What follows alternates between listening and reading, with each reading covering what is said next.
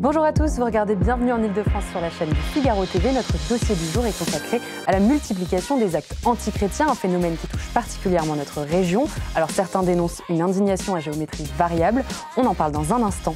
En culture, on s'intéresse à un spectacle qui fait revivre l'histoire d'un monument de notre civilisation, Notre-Dame de Paris racontée dans La Dame de Pierre. Et enfin, on parlera d'histoire. On fête les 150 ans du Palais Garnier, l'occasion pour nous de revenir sur ce monument phare de notre capitale.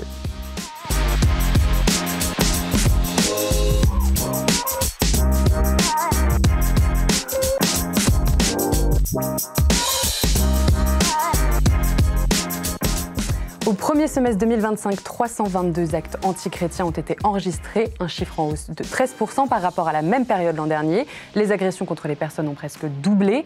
Et certains dénoncent un silence coupable et une indignation à géométrie variable, un phénomène qui touche particulièrement notre région. On se souvient notamment des incendies de l'église Notre-Dame-des-Champs cet été. Pour en parler, en plateau avec nous, Jean-Marie Guénois. Vous êtes rédacteur en chef du Figaro, spécialiste des questions religieuses. Michael Sadoun, vous êtes consultant en stratégie et communication. Édouard Delamasse, vous êtes président de l'Observatoire du patrimoine religieux. Merci beaucoup d'être avec nous. Alors la première question que j'aimerais vous poser, elle est assez large, elle est très générale, mais comment est-ce qu'on explique cette hausse? Quelles sont les raisons? Et est-ce que c'est par absence de réaction que ça augmente? Alors qu'est-ce qui augmente? Ce qui augmente, c'est au fond des interventions sauvages dans des édifices religieux. Principalement aujourd'hui, en ce moment, dans les édifices catholiques. Sachez quand même que la religion juive a connu des profanations très importantes dans les cimetières. Donc il faut relativiser tout ça parce que c'est quand même un ensemble à analyser. Moi, ce que je dirais, je comprends l'émotion, elle est très importante, mais il faut aussi analyser ce qui s'est passé, ce qui se passe dans tous ces différents cas que vous venez de citer. Est-ce un vol? Est-ce vandalisme? Il y a différents degrés. Ou est-ce du sacrilège qui n'existe plus depuis 1830 hein. Donc on va dire que c'est de la profanation. On n'a pas, le ministère de l'Intérieur a du mal d'ailleurs à distinguer les trois éléments entre le vandalisme, le vol ou la profanation. D'où le terme acte antichrétien. Antichrétien. Alors antichrétien parce que c'est dans un édifice religieux chrétien. Oui. Alors, moi je dirais il y a plusieurs raisons à cela. La première, c'est que d'abord, on a beaucoup parlé des édifices religieux, des églises en France, et il y a eu un grand travail qui a été fait, notamment par la Fondation du patrimoine et par Stéphane Bern, qui quand même s'est mis à la une et a montré les trésors qu'il y avait dans ces édifices. Bien sûr, parce que ça fait partie de notre civilisation. Oui, il faut quand même voir la communication qui s'est faite autour de ces édifices qui sont devenus maintenant des stars, véritablement aimés par tout le monde et visités par tout le monde, ce qui n'était pas le cas. Depuis 100 ans, ce n'était pas du tout le cas. Donc maintenant, il y a eu un réveil. Bon. Parce qu'elles sont attaquées aussi. Alors, elles sont attaquées parce qu'elles donnent envie. Parce que dedans, il y a des belles choses. Il y a des choses merveilleuses, il y a des objets, il y a des tableaux, il y a des statues de valeurs. Et donc déjà, il y a la tentation. Hein, cette tentation du beau et d'aller vers le voler, faire du vandalisme ou éventuellement le profaner. Mais vous voyez, d'abord c'est le premier élément. Donc ça, c'est la première cause que je vois, qui est que ces édifices ont été mis en valeur, ils sont mis aujourd'hui... Mais ils ne sont pas attaqués parce qu'ils ont été mis en valeur. Si, parce qu'ils n'étaient pas connus avant. Depuis 100 ans, ces édifices étaient fermés, étaient éteints, il y avait peu de travaux réalisés. Depuis 100 ans, on ne faisait rien dans ces édifices. Depuis la loi de 1907, parce que j'aime bien parler de 1907 et pas de 1905, on faisait peu de choses. Et j'allais dire, aujourd'hui, les propriétaires, je vais renverser un peu le problème, les propriétaires ou les affectataires n'ont pas pris conscience de ce qui se passait.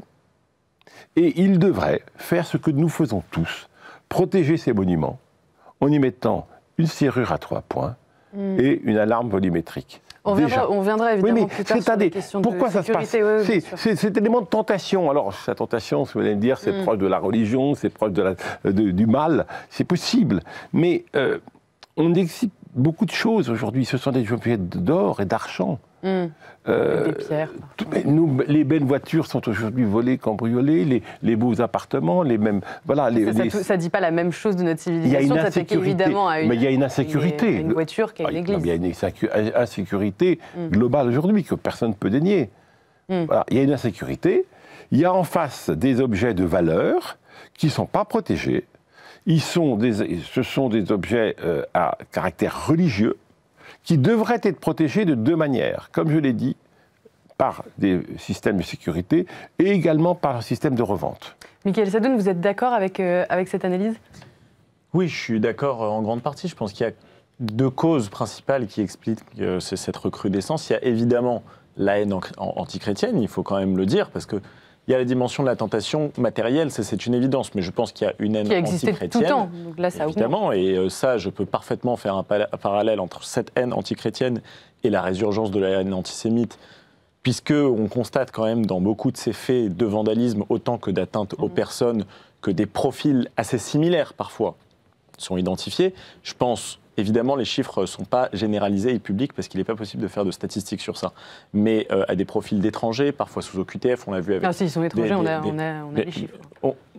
Alors, le SSMSI, je crois, qui fait le répertoire de ces actes de vandalisme, etc., je suis allé chercher, ne catégorise pas selon l'appartenance nationale. Donc, à creuser, mais en tout cas, je n'ai pas trouvé ces chiffres-là. Donc, selon vous, pourquoi est-ce qu'on s'attaque aujourd'hui? Pourquoi est-ce qu'il y a une hausse particulièrement des attaques contre les lieux chrétiens? Il y a évidemment cette haine antichrétienne qui, à mon avis, est naissante, voire en forte recrudescence, parce que je pense qu'on fait aussi venir des populations qui viennent de zones du monde dans lesquelles il y a évidemment, il y a des questions de guerre anti-religieuse, de haine anti-religieuse entre communautés. La deuxième, c'est aussi évidemment la dimension de la tentation. Et là, je peux faire un parallèle avec quelque chose, c'est que les synagogues, par exemple, sont très gardées depuis une vingtaine d'années parce qu'on a vu un certain nombre de phénomènes de violence contre les personnes. Mais les phénomènes de vandalisme dans les synagogues n'existent quasiment pas. Parce qu'elles sont protégées. Parce que le judaïsme est iconoclaste et que donc nous n'avons pas de représentation dans les synagogues et donc il n'y a pas d'objets particulièrement précieux, il n'y a rien à voler en fait.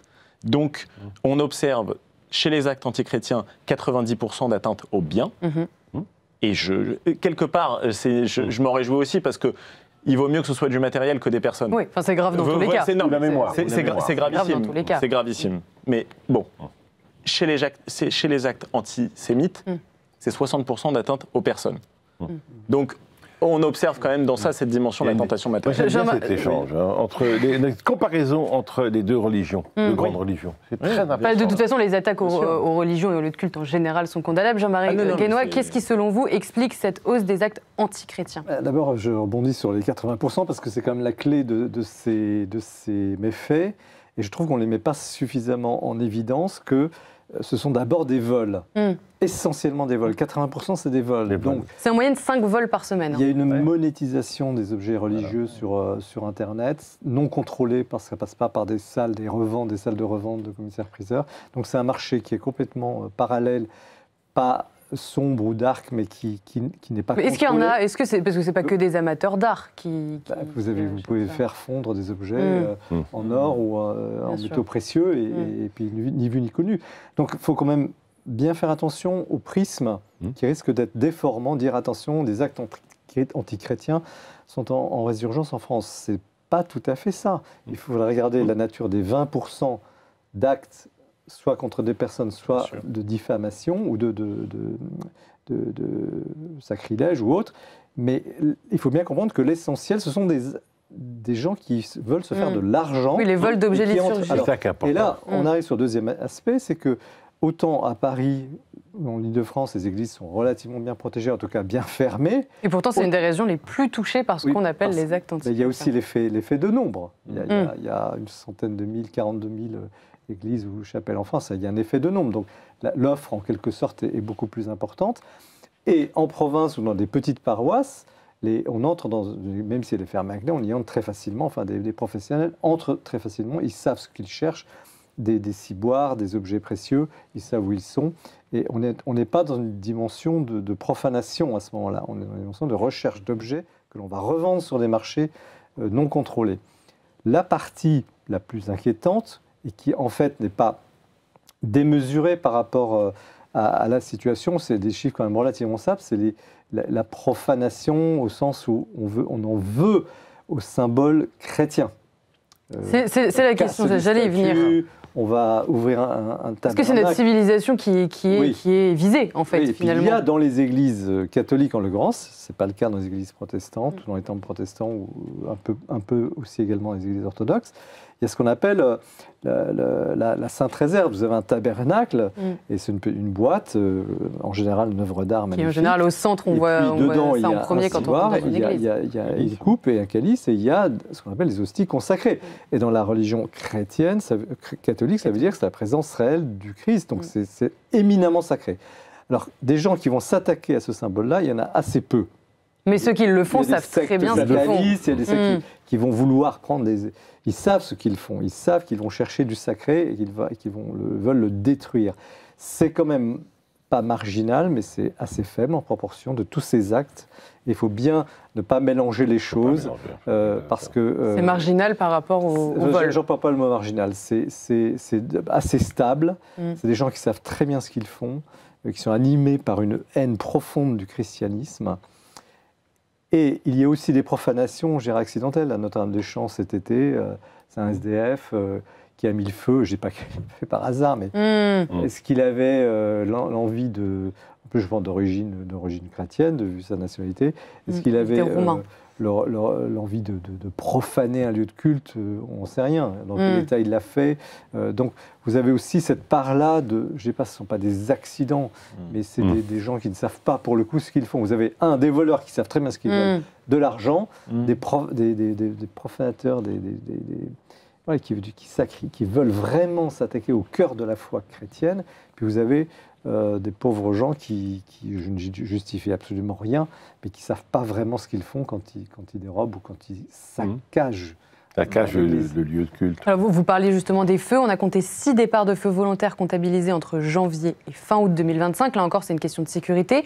Mais la question qui se pose, les églises sont des lieux ouverts où chacun peut rentrer, mais est-ce qu'il faudrait plus les fermer? Comment concilier en fait la vocation d'une église qui est factuellement universelle et ouverte le plus possible pour que chacun puisse s'y réfugier avec la question de sécurité purement sécuritaire? C'est exactement la question que vous posez. C'est qu'en ouvrant ce lieu pour des raisons religieuses, d'accueil, et en ne le protégeant pas des vols et du vandalisme, il y a une cible facile. C'est ce qui se passe actuellement. Moi, c'est pour ça que je suis très modéré quand on parle dans le texte antichrétien. Les chrétiens d'Orient, eux, ont vraiment subissent actuellement des actes antichrétiens très graves. Bien sûr, mais d'ailleurs souvent ils mettent en garde et ils disent attention, la France, oui, vous avez fini oui, nous. Mais c'est pas encore les personnes. Bien que le grand rabbin Sittut m'avait dit un jour, nous les Juifs, on a une longueur d'avance sur ces problèmes. Les chrétiens ils découvrent. Les chrétiens ils découvrent. Je pense que le christianisme malheureusement arrive après. Et je comprends votre volonté de distinguer tout ça et qu'on dise évidemment qu'il y a l'appât du gain matériel, mais moi j'ai du mal quand même à déconnecter totalement ces phénomènes des agressions antichrétiennes, des attentats même antichrétiens, de l'assassinat du père Hamel. J'ai du mal à déconnecter ça du fait que des gens s'introduisent dans des églises et ne respectent plus, je dirais, les traditions chrétiennes. C'est une question civilisationnelle. Oui, c'est pour moi une question en partie civilisationnelle qui couvre à chaque fois la même partie du spectre politique. Quand des militants pro-palestiniens s'introduisent dans la Madeleine pendant un office, je crois que c'était en août 2025, pour y crier « Vive la Palestine », etc. Je ne mets évidemment pas ça dans la même catégorie que l'assassinat du père Hamel. Mais si vous voulez, pour moi, ça... Mais c'est pour ça que le terme, on en revient à un acte antichrétien, c'est très large. C'est très large. Tout est condamnable très large, à des et degrés... pourtant, c'est assez pertinent de dire que c'est antichrétien. Mais ça correspond aussi à une forme d'effacement, là, pour le coup, civilisationnel, en France notamment. De l'Église catholique, du christianisme. Parce que l'Église catholique, est-ce qu'elle s'empare assez, en termes institutionnels, de ces problèmes? Ils sont très embarrassés, si vous permettez. Il y a deux choses. Les prêtres ne déclarent pas. Alors justement, si vous allez voir un évêque, c'est le préfet en quelque sorte de l'Église catholique dans un département, vous posez des questions, mais alors il va vous répondre ce que je vous ai dit. Il y a des vols. Alors, on parle de la gendarmerie. La conférence des évêques de France, d'ailleurs, on parle sur son site internet, elle met si la vente des saintes reliques, parce qu'il y a quand même une exception pour les reliques, parce que là, il s'agit de morceaux de corps humain, concrètement, donc est interdite en ce qu'elle porte des restes humains. Il y aura lieu d'éviter toute commercialisation indue de tout objet sacré, en général, tout spécialement les calices, ciboires, patènes ou ostensoirs intrinsèquement liés à la célébration de l'Eucharistie. Oui, donc elle a quand même publié quelque chose. La conférence des évêques devrait quand même regarder qui sont les vendeurs. Généralement, c'est le comité religieux qui vendent. Et moi, je suis président du conseil des maisons de vente, c'est-à-dire responsable, régulateur des commissaires-priseurs. il y a une réglementation, le commissaire-priseur, sur la provenance. Oui, il faut les tracer. Et la bien publicité. sûr. Il suffirait de dire, non pas interdire la vente, après il y aura des marchés parallèles, mais de dire que tout ce qui est sacré doit faire l'objet d'une vente par un professionnel réglementé. À ce moment-là, vous avez le nom de la provenance, du propriétaire qui vend, et vous avez également la publicité de la chose qui est faite dans des bonnes conditions. Ça peut se réglementer si on veut. Donc pour vous, la CEF, la conférence C'est d'évêques de France, parce n'en que fait pas... ce sont généralement les communautés religieuses qui vendent. Oui, mais elle dit quand même qu'il y a un risque, c'est ce que vous disiez tout à Il y a aussi l'heure. le vol, la revente. Mais la question, par exemple, l'ouverture des églises, on est parti de ça tout à l'heure. J'étais récemment en Corse suivre le cardinal Boustillot, qui est un phénomène là, en Corse. Bon. Lui, une des premières mesures qu'il ait prises quand il est arrivé, ça a été d'ouvrir les églises. Toutes les églises de Corse. Après, est-ce que la Corse, c'est pas un territoire un petit peu plus protégé que la métropole? Pardon, on peut se poser la question. Je ne sais pas, sur le plan de la sécurité, je ne sais pas. En tout cas, il y a un respect. En termes d'église. La culture fait qu'il y a un respect pour cette église qui est ouverte. Et effectivement, il y a peu de méfaits. Cela dit, on n'ouvre pas une église comme ça, il y a des gens qui surveillent. Et le problème des petites églises de campagne, il y a personne pour bien sûr, surveiller. tout le monde est d'accord pour les ouvrir, pour qu'elles soient toujours ouvertes, mais s'il n'y a pas quelqu'un dans l'église qui a l'œil, ça ne peut pas fonctionner. Donc là, il y a ce premier problème-là. Mais j'en reviens vraiment au noyau, et je ne suis pas tout à fait d'accord avec vous sur l'aspect général de ce phénomène. Vraiment, tenons-nous-en à la question de la profanation vraiment religieuse. Elle est là, elle se présente, on sait bien ce qui peut se produire en France à cet égard, notamment dans le futur paysage religieux qui est déjà un peu sous nos yeux aujourd'hui. Il y aura effectivement des problèmes pour les chrétiens. Mais aujourd'hui, vraiment l'antichristianisme, primaire violent est assez faible. D'autant que... C'est parce qu'il est méconnu peut-être aussi. Non, il n'y a pas que ça, parce que j'ajoute une dernière chose, et je conclus là-dessus. Quand vous êtes religieux, que vous êtes juif, musulman ou chrétien, vous êtes quand même religieux. Bien sûr, il y a des différences et des distinctions. Mais il y a une forme de respect pour le lieu religieux, parce que le religieux sait ce que signifie l'autre lieu religieux. Évidemment, il y a de l'antisémitisme qui s'exprime a fortiori. Aux incendies, par exemple, de la synagogue de la Grande Motte ou Évidemment. de Nantes. Mais pour toutes les religions. Oui, mais évidemment. Dans un phénomène d'antisémitisme montant, incontrôlable, très difficile, qui augmente dans des proportions Mais je me demande affolantes. si ce n'est pas aussi la même chose pour les chrétiens, qui sont parfois aussi dénigrés dans leur foi. Je veux juste dire que le religieux, celui qui a la foi, on se comprend et respecte quand même le lieu religieux. Quand même. Et puis, l'esprit satanique a toujours existé. Au Moyen-Âge, il y avait les possédés de Satan qui s'attaquaient à tout ce qui était religieux. Donc les églises. Ce que vous disiez tout à l'heure, c'est que c'était un petit peu marginal. C'était marginal et c'était bien repéré. Mais c'est à prendre en compte, évidemment. Et l'Église luttait contre ça. Bien sûr. Or, elle ne lutte plus contre ça. Parce qu'elle est débordée et qu'au fond, elle n'arrive pas à faire la différence, mais je suis tout à fait d'accord avec monsieur, elle n'arrive pas à faire la différence entre ce qui est du vol, par pur intérêt pécunier, voilà. Parce qu'elle ne le sait pas. Factuellement, quelqu'un qui va voler un calice, on ne sait pas forcément ce qu'il va en faire. Est-ce que c'est simplement pour le vendre sur... Prenons l'exemple du tabernacle. Je suis allé, dernièrement, je suis donc responsable en Normandie des églises et je suis allé visiter le Sacré-Cœur de Rouen. Le tabernacle a été fracassé. C'est-à-dire qu'ils ont fracassé la serrure, ils ont ouvert le tabernacle. C'est un acte anti-chrétien, puisque le tabernacle... Le sacré du sacré. Le sacré du sacré. À l'intérieur, il y avait un calice et un ciboire. Ils ont pris le calice et le ciboire et ils ont jeté par terre les hosties. Ils ont emporté le calice. Qu'est-ce qui est la partie du vol? Qu'est-ce qui est la partie du sacrilège? Vous voyez ce que je veux dire? C'est très délicat. Et ils ont piétiné, effectivement, en partant les hosties par terre, ce qui est un acte anti-chrétien. Donc vous voyez, c'est un sujet extrêmement délicat.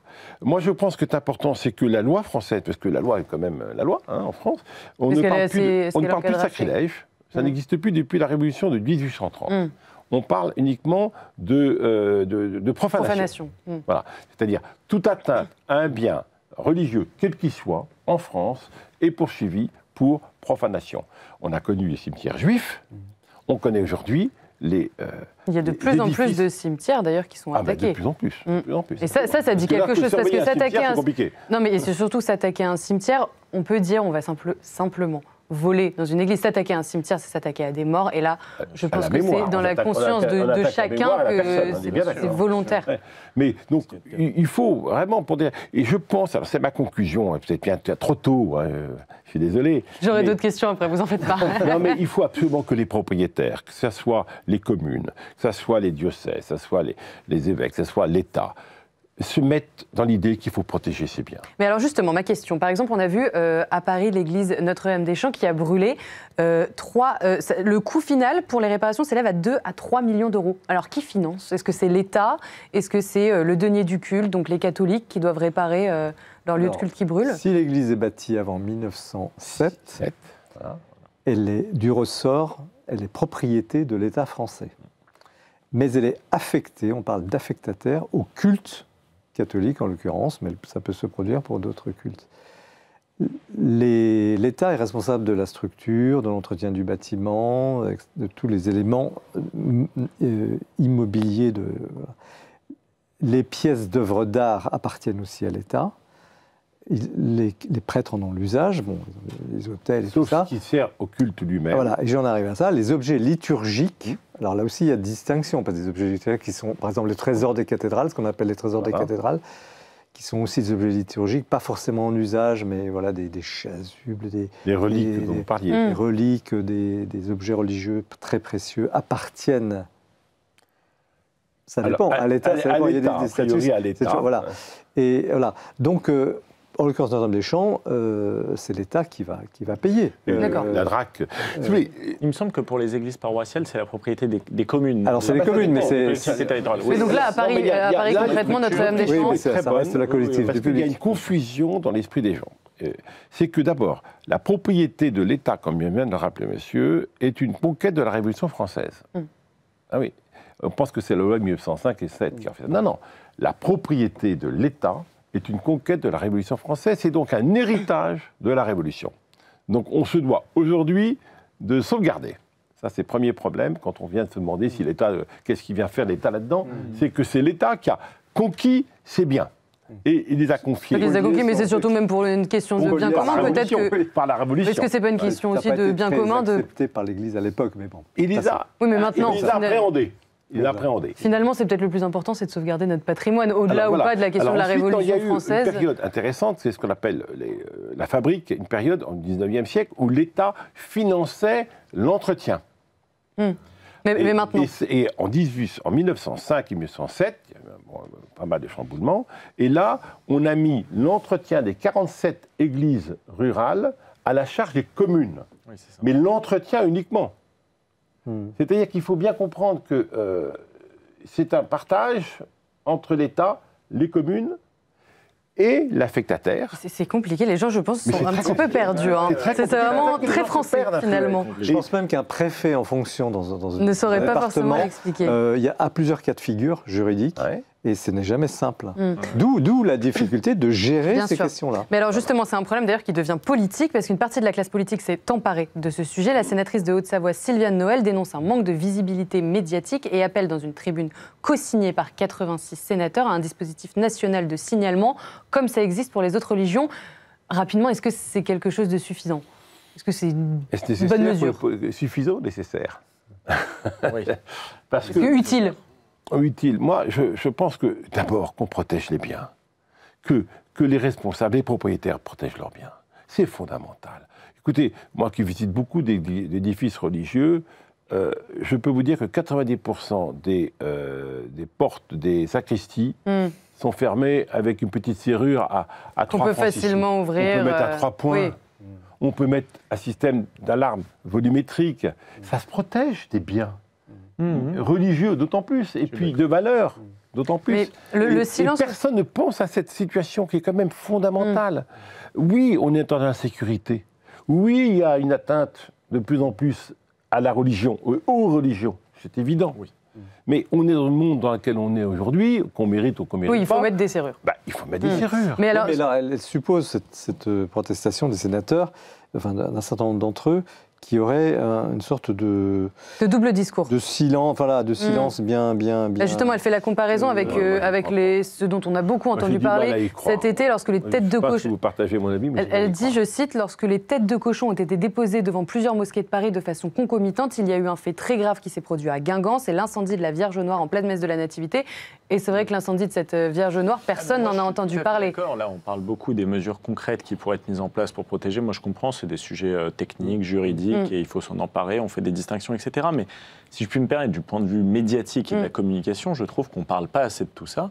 Moi, tous ces faits me heurtent et je trouve qu'on n'en parle pas assez. J'ai l'impression que beaucoup de chrétiens se sentent délaissés parce qu'ils sentent que ces attaques-là contre les églises les touchent personnellement.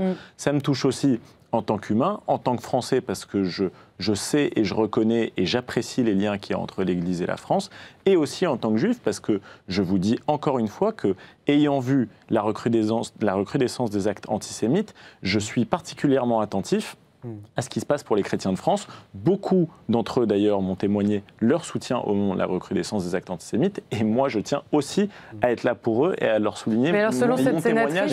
Et je trouve qu'on n'en parle pas assez médiatiquement. Je le souligne vraiment. Merci de votre émission. J'espère que d'autres s'en empareront parce que j'ai vraiment l'impression d'un point de mesure en ce qui me concerne. Alors, selon elle, c'est lié à une mauvaise interprétation du principe de laïcité.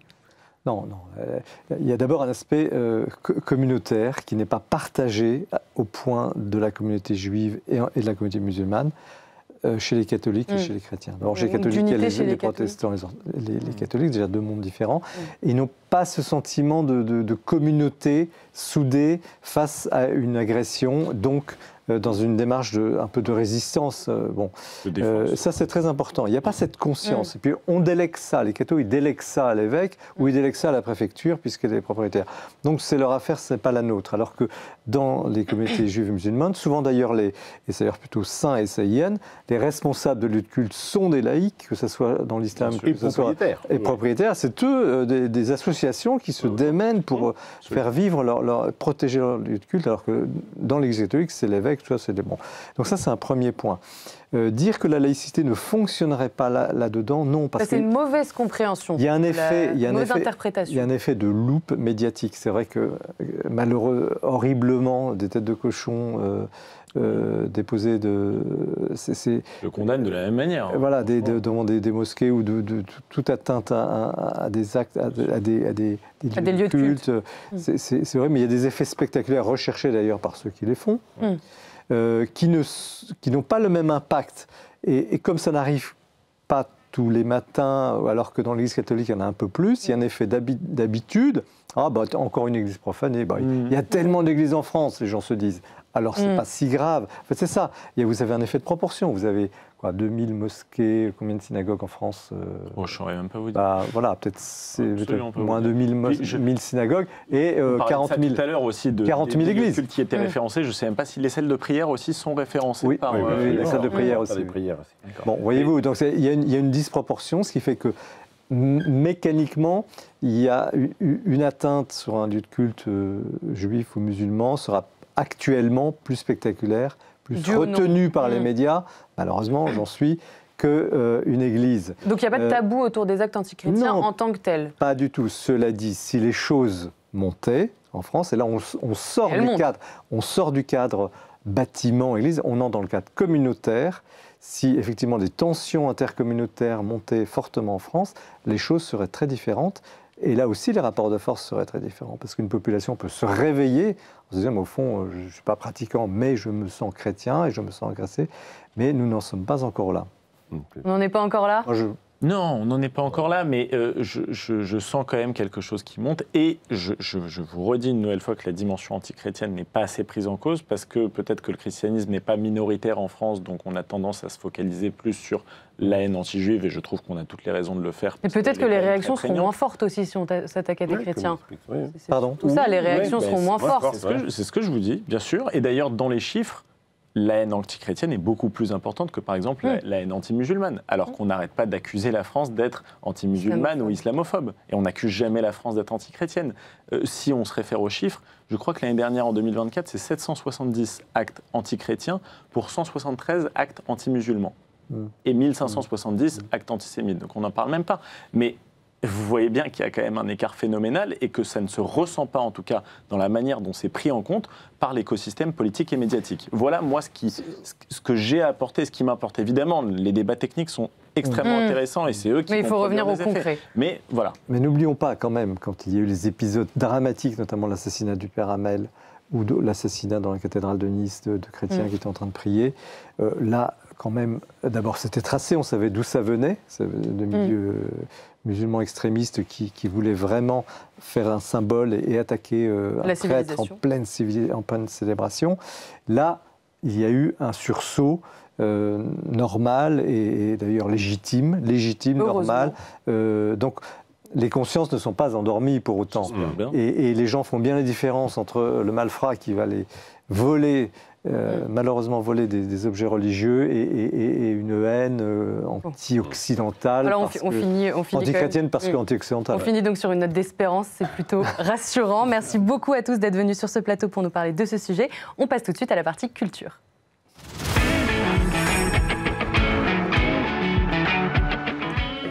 Vous vous souvenez sûrement du soir du 15 avril 2019, ça ne vous dit rien mais si. Vous vous souvenez, il est 18h20 ce soir-là quand la cathédrale Notre-Dame de Paris commence à prendre feu. Un incendie qui durera plus de 15 heures et qui figera Paris et le pays. Alors ce patrimoine qu'on a failli perdre est aujourd'hui restauré et un spectacle a décidé de lui rendre hommage et ça s'appelle La Dame de Pierre. Vladimir Mouilleron, vous êtes le coordinateur général de Symphonia qui produit ce spectacle. Merci beaucoup d'être présent. Tout d'abord, comment est née l'idée de ce spectacle ? L'idée de ce spectacle, elle est née au lendemain de l'incendie de Notre-Dame de Paris. Il y a eu un constat qui a été fait par Corentin Stemler, qui est l'auteur et le metteur en scène, de voir à quel point cette cathédrale avait bouleversé le monde entier. C'est quand même un événement, un incendie dont la presse du monde entier s'est emparée. Et surtout, on voyait au bord des quais de Seine nombreuses personnes qui se sont réunies, qui pleuraient, qui priaient pour certaines, ou juste qui étaient choquées de se dire comment est-ce qu'un monument comme ça peut disparaître. Et c'est là qu'on s'est rendu compte que c'était plus qu'un tas de pierres, c'était vraiment un monument qui était vraiment... C'est un symbole, oui, qui était vraiment ancré dans l'histoire française et dans l'inconscient collectif de tous les Français. Et donc le but du spectacle a été de se dire, si ce monument est si important pour les Français, c'est bien qu'il y a une raison, et donc on s'est plongé dans son histoire, et c'est là que Corentin Stemler a vu qu'en fait c'était un monument qui a toujours rassemblé les Français dans l'histoire. C'est fédérateur. Oui, fédérateur. Et donc le but a été de réussir à le montrer aux personnes quelle est son histoire, parce qu'on voit à quoi ça ressemble Notre-Dame de Paris, mais est-ce qu'on connaît vraiment son histoire? Est-ce qu'on sait ce qui ont été les faits marquants? Eh bien ça, pas forcément, et donc c'est le but de La Dame de Pierre. Alors pour nous mettre un peu dans l'ambiance du spectacle, je vous propose de regarder la bande-annonce et on en parle juste après.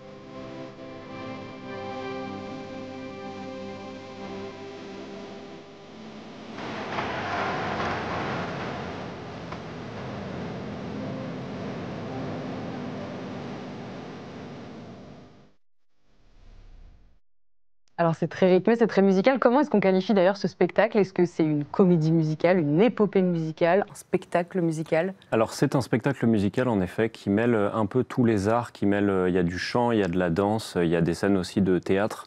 Et le but a été justement de réussir à montrer plusieurs arts en fonction des époques de Notre-Dame de Paris et de pouvoir mixer des scènes chantées autant que des scènes de théâtre, d'échange entre deux comédiens sur une période historique. Et on peut dire que c'est un spectacle historique aussi.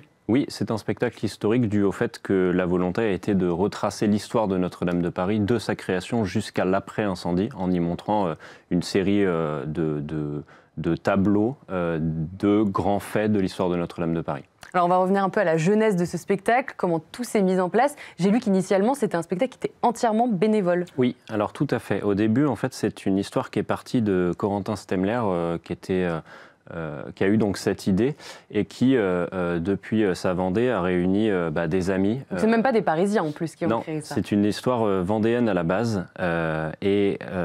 Cette histoire a commencé du coup avec des amis à qui il est venu les voir et leur dire on va faire un spectacle sur l'histoire de Notre-Dame de Paris, on jouera au Palais des Congrès de Paris. C'est un groupe d'amis en fait. Une promesse à un groupe d'amis. C'est ça. Au début, oui. Et donc tout le monde lui a dit d'accord, on va jouer au Palais des Congrès de Paris, mais on est une asso, on sait pas faire, on n'a pas forcément de compétences.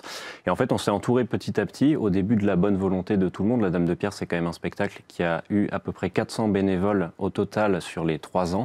Et c'est une aventure qui s'est construite de manière humaine avec la force de tout le monde et qui a réussi à faire qu'on est arrivé le 30 juin 2023 au Palais des Congrès de Paris en faisant 3 guichets fermés au Palais des Congrès de Paris pour sa création et ce qui a signé le début d'une aventure bénévole absolument formidable. Et donc là, justement, vous avez décidé de passer à un modèle un petit peu plus professionnel, c'est ça? Oui, en fait, l'histoire de la Dame de Pierre a fait qu'on a joué plusieurs dates depuis juin 2023 et que maintenant, le spectacle atteint une autre dimension. Et donc, on a la chance de pouvoir avoir eu cette aventure au début amateur qui a réussi à devenir maintenant professionnelle. Et c'est une grande fierté pour la Dame de Pierre de se dire qu'elle peut faire vivre des centaines de personnes maintenant, tout en tournant dans toute la France. Mais alors, justement, vous êtes parti en tournée dans toute la France. Est-ce que c'est là que vous vous êtes rendu compte qu'en fait, Notre-Dame, c'était quelque chose qui participait au patrimoine commun? Comment était l'accueil du public, de gens qui ne sont pas du tout parisiens? Complètement. La difficulté, c'était de se dire, est-ce que ce monument ne parle que aux Parisiens ou est-ce qu'il parle vraiment à d'autres gens et aux personnes qui n'habitent pas Paris? Et en fait, on s'est rendu compte que complètement, ce spectacle bouleverse aussi les Parisiens, les non-Parisiens, parce que Notre-Dame de Paris, plus qu'un monument, c'est aussi des faits de l'histoire de France qui ont parlé à l'entièreté des Français. Et c'est un monument qui, en fait, touche vraiment largement au-delà des frontières de l'île de France. Et alors, comment ça s'organise une tournée comme ça? J'imagine qu'il y a plein de décors. J'ai vu qu'il y avait 480 costumes sur mesure. Comment est-ce que vous organisez tout ça, une aussi grosse tournée? Alors, c'est une grosse machine logistique. Il y a 7 semi-remorques pour l'entièreté de la tournée. Et donc, c'est grâce à des compétences qu'on est allé chercher, comme le directeur technique, comme notre régisseur général, comme notre directrice de production, qui arrive à orchestrer une machine énorme. La Dame de Pierre, c'est une centaine de personnes par date. C'est un montage qui dure une journée avec la complexité qu'on arrive le matin, il faut avoir joué le soir et démonté dans la nuit. D'accord. Donc ça fait. Vous dormez pas beaucoup? Il y a des équipes qui dorment moins que d'autres, oui. Et donc ça fait que c'est une vraie machine logistique, mais qui est aussi tout autant passionnante de voir les coulisses d'un spectacle qui arrive dans un zénith, qui s'installe, qui joue, qui démonte et qui repart pour sa prochaine date. Et alors, j'ai vu que le 9 septembre 2023, avant même la réouverture de Notre-Dame, vous aviez pu faire une partie du spectacle dans la charpente de Notre-Dame de Paris. Ça devait être un moment très émouvant. On a eu cette chance justement de pouvoir aller dans la charpente de Notre-Dame avant qu'elle soit reconstruite. Et ça a surtout été un moment très émouvant pour les chanteurs, par exemple Quasimodo, Esmeralda, Victor Hugo aussi, de pouvoir monter sur cette charpente et de pouvoir jouer une partie du spectacle sur une charpente qu'on ne reverra plus et qui est celle aujourd'hui de Notre-Dame de Paris. Parce que vous avez le soutien de Notre-Dame de Paris. Ça doit, j'imagine, être un peu le Graal pour vous d'avoir le soutien de cette cathédrale. C'est un honneur de pouvoir avoir ce soutien parce que il est important aussi, on participe aussi à notre petite échelle à raconter cette histoire et à redorer les grandes heures de Notre-Dame de Paris. Et donc c'est une vraie chance de pouvoir avoir le soutien de la cathédrale. Ouais. Et alors justement, les grandes heures de Notre-Dame de Paris, ça commence donc j'imagine avec Sully. Oui, c'est la construction au début, donc tous les artisans de la construction, et ça permet aussi de pouvoir montrer qu'en fait Notre-Dame de Paris, c'est pas forcément que des grands hommes, c'est aussi plein d'inconnus qui ont participé à leur petite échelle à la construction de Notre-Dame, souvent sans en voir la fin du chantier. Et donc c'est de montrer justement qu'à la base c'est une force collective qui a monté Notre-Dame de Paris, et ensuite d'en défiler ces grandes heures jusqu'à l'incendie et maintenant la réouverture. Et c'est pour ça que d'ailleurs il ne s'intéresse pas uniquement à l'édifice en tant que tel, mais au symbole. C'est pour ça par exemple qu'il y a une scène sur Victor Hugo. Oui. Complètement, parce qu'en fait, chaque personnage a eu son importance dans l'histoire de Notre-Dame de Paris, et Victor Hugo en est un exemple parce que, alors que Notre-Dame de Paris était complètement en ruine, c'est lui qui s'est dit « qu'est-ce que je peux faire pour redorer l'histoire de Notre-Dame de Paris ?» Et donc il a écrit ce roman, Notre-Dame de Paris, qui a permis après de récolter des fonds pour que le chantier de restauration puisse avoir lieu pour redorer cette cathédrale qui avait été un temps oubliée. Et il y a aussi une scène avec Claudel qui se convertit à 18 ans en rentrant un soir un peu par hasard dans Notre-Dame, vous le racontez aussi. Mais pour autant, est-ce que c'est un spectacle qui s'adresse à tous, personnes religieuses ou non? Alors le but a été de le rendre accessible à tout le monde, justement, que ce soit des adultes, des enfants, mais aussi des personnes qui ne sont pas du tout religieuses, parce que c'est un monument religieux, donc il y a forcément un aspect religieux dans le spectacle. Mais le but a été de montrer, et l'histoire de Notre-Dame l'a montré, que ça dépasse largement les frontières de la religion, et ça se voit aussi sur les personnes qui vont visiter Notre-Dame de Paris. Il n'y a pas forcément que des religieux, et c'est ce qu'on a aussi voulu essayer de retracer dans le spectacle en montrant certes les côtés religieux de Notre-Dame de Paris, mais aussi les côtés qui n'ont rien à voir avec la religion et qui en font pourtant sa beauté et sa grandeur. Puisque ça participe au patrimoine, et c'est un spectacle très actuel. On parlait tout à l'heure des partenariats que vous avez aussi un partenariat avec les pompiers de Paris. Oui. Ça, c'est un grand honneur aussi d'avoir un partenariat avec les pompiers de Paris, parce que c'est quand même ils font partie des héros de la cathédrale Notre-Dame de Paris. C'est eux qui l'ont sauvé des flammes, surtout les pompiers qui sont remontés pour éteindre l'incendie dans les tours. Et donc on a essayé de le montrer de la manière pour leur rendre le plus grand hommage possible. Et la chance qu'on a avec ce partenariat, c'est qu'on a les tenues des pompiers de Paris, les vraies tenues des pompiers de Paris. Et il se dit qu'il y en aurait qui auraient été sur l'incendie de Notre-Dame de Paris. Donc c'est quand même un honneur de pouvoir avoir ces tenues avec nous. C'est une jolie histoire, et j'imagine d'ailleurs qu'une aventure comme celle-là, bénévole, et une histoire qui touche autant les Français, ça doit mener à plein de belles histoires, que ce soit sur la tournée ou dans le public. Vous avez dû avoir des témoignages très forts. Oui, complètement. On a eu des témoignages très forts. Les témoignages les plus forts, à mon avis, c'est les familles. Parce que c'est dur de tenir un enfant d'une dizaine d'années pendant 1h30. Parce que c'est un spectacle qui s'adresse aux familles. On peut venir en famille. On peut venir en famille, totalement. Ça s'adresse aussi aux enfants. Et donc c'est dur de se dire un enfant, il va rester assis sur sa chaise pendant 1h30, ça va être long. Et bien en fait, pas du tout. Et on a des témoignages d'enfants qui sortent à la fin du spectacle en disant à leurs parents maintenant, moi je veux aller voir Notre-Dame de Paris. Et les parents qui se disent du coup, on monte à Paris, puis on va voir Notre-Dame de Paris. On a eu des témoignages retour de spectateurs qui nous disaient « Nous sommes allés à Notre-Dame de Paris, merci pour ce spectacle, on a pu faire découvrir ça aux enfants ». Et ça, je trouve ça incroyable aussi, à la petite échelle de la Dame de Pierre, de se dire on a pu faire découvrir ce monument et remplir ce que voulait ce spectacle, à savoir montrer son histoire et donner aux Français et aux spectateurs en général d'aimer cette cathédrale. Et est-ce que vous pensez que certaines personnes, certains Parisiens par exemple, ont pu apprendre quelque chose sur cette cathédrale durant le spectacle? Eh ben, on en a eu quand même qui ont appris quelque chose, notamment Paul Claudel, c'est assez peu connu, parce qu'on a souvent tendance... On peut raconter en 30 secondes ce qui s'est passé avec Paul Claudel? Paul Claudel, il s'est converti à Notre-Dame de Paris le soir de Noël, et c'est une conversion qui est assez jolie. Il a écrit plusieurs poèmes là-dessus, sur le fait que lui n'était pas du tout croyant, pas du tout catholique, et qu'en fait il s'est retrouvé devant Notre-Dame de Paris, et qu'il a eu il a eu une révélation lui disant il faut que j'y aille, et il a attaché du coup la fin de sa vie à Notre-Dame de Paris. Il y a des histoires comme ça, il y a aussi des histoires qui sont méconnues parce qu'on pense Notre-Dame de Paris, on se dit Quasimodo et Esmeralda, mais en fait c'est qu'une toute petite partie de l'histoire de France, notamment la couronne d'épines qui est arrivée à Notre-Dame de Paris. Ça a été un fait extrêmement marquant, et peu de gens pourtant savent le moment majestueux que ça a été que l'arrivée de la couronne d'épines avec Saint-Louis à Notre-Dame. Très bien, ça promet d'être une très belle histoire. Merci beaucoup Vladimir Mouilleron d'être venu nous parler du spectacle La Dame de Pierre, actuellement en tournée dans toute la France et qui arrivera à Paris en juin prochain. On passe tout de suite à la chronique Histoire.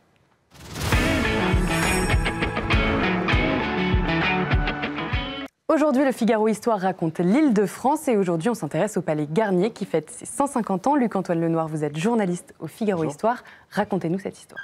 Oui, alors donc l'Opéra Garnier ou Palais Garnier, comme vous dites, fête ses 150 ans. Il a été inauguré en 1875, après 14 années de travaux, puisqu'il est très attaché au règne de Napoléon III, même s'il a été inauguré par la République. Aujourd'hui, c'est un monument extrêmement apprécié des Parisiens, mais aussi beaucoup et peut-être encore plus des touristes.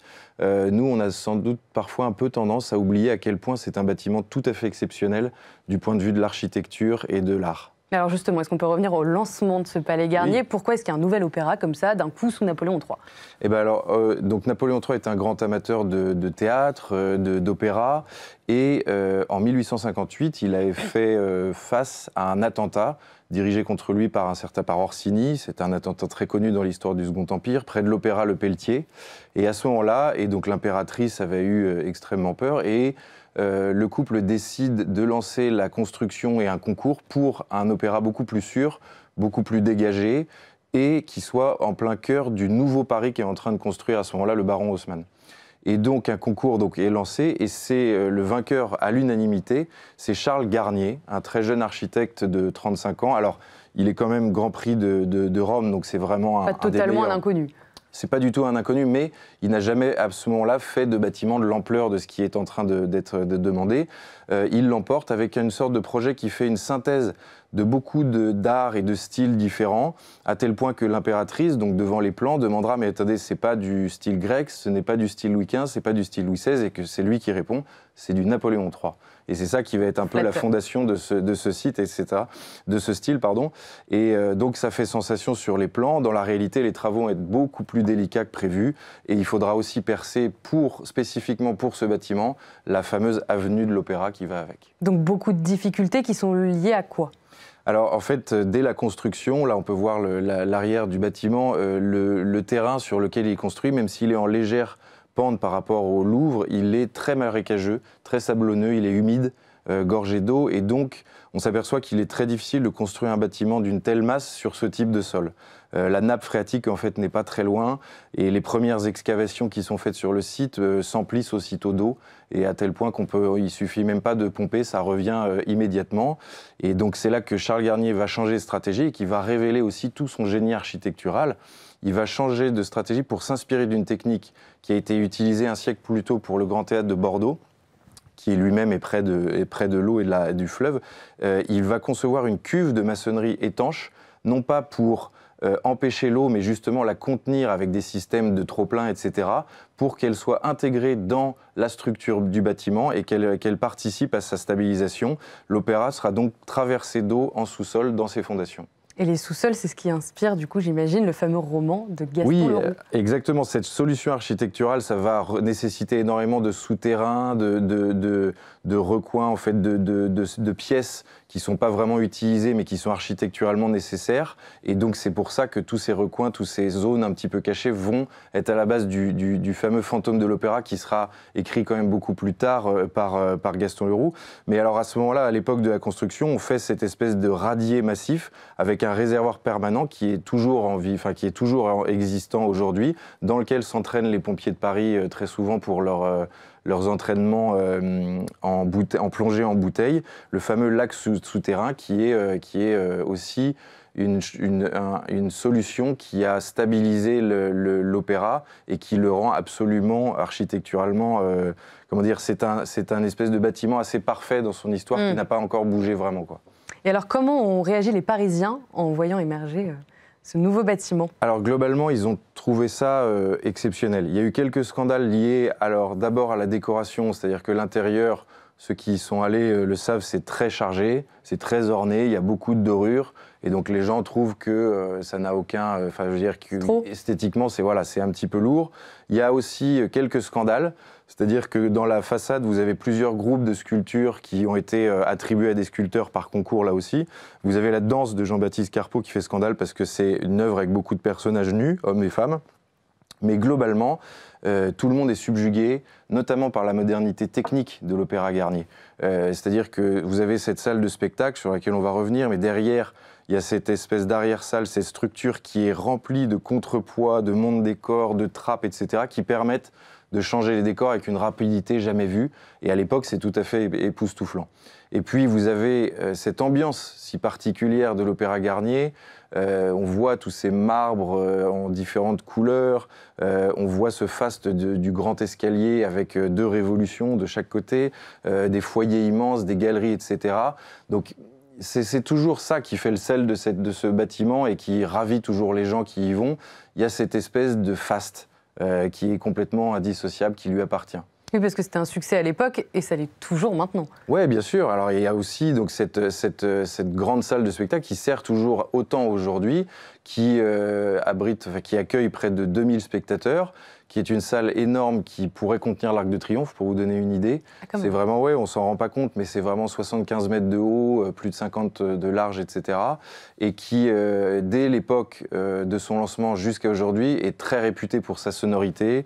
Elle est aussi très réputée parce que on voit très bien la scène, les acteurs, les danseurs, etc. Et on voit très bien aussi le public. Or, Garnier a pensé cet opéra comme un lieu pour voir et être vu. Et c'était aussi l'usage de l'opéra au Second Empire, etc.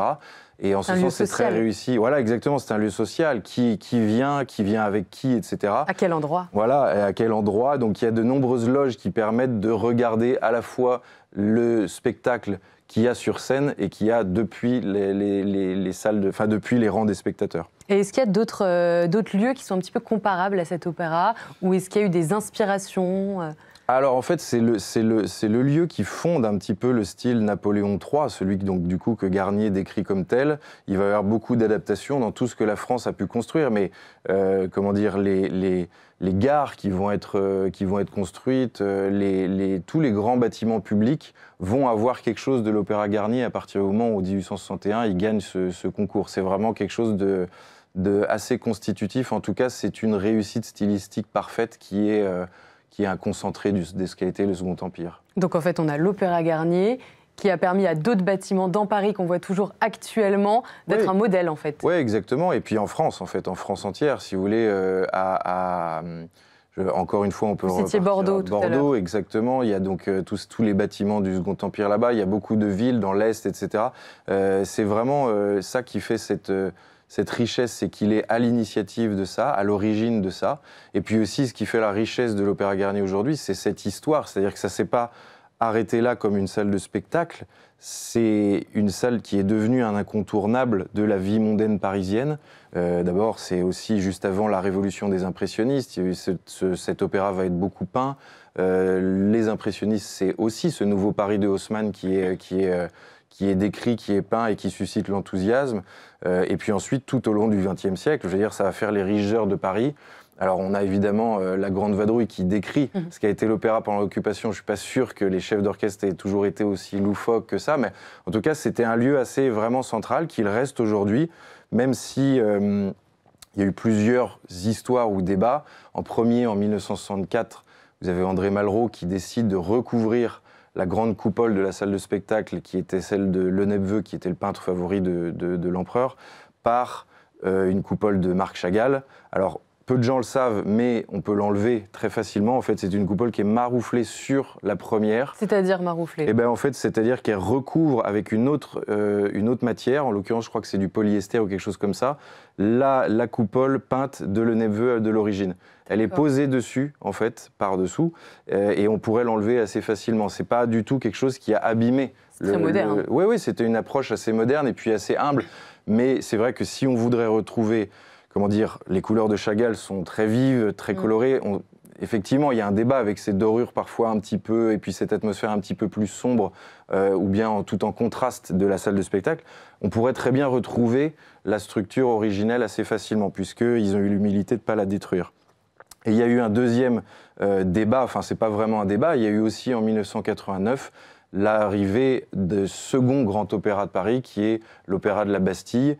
C'est pas un frère tout à fait jumeau, c'est des styles extrêmement différents. Ça a été bien accueilli, l'opéra ? Sans doute un petit peu moins, et je ne sais pas si son héritage sera le même que celui de l'Opéra Garnier 150 ans après sa création. Mais on verra bien.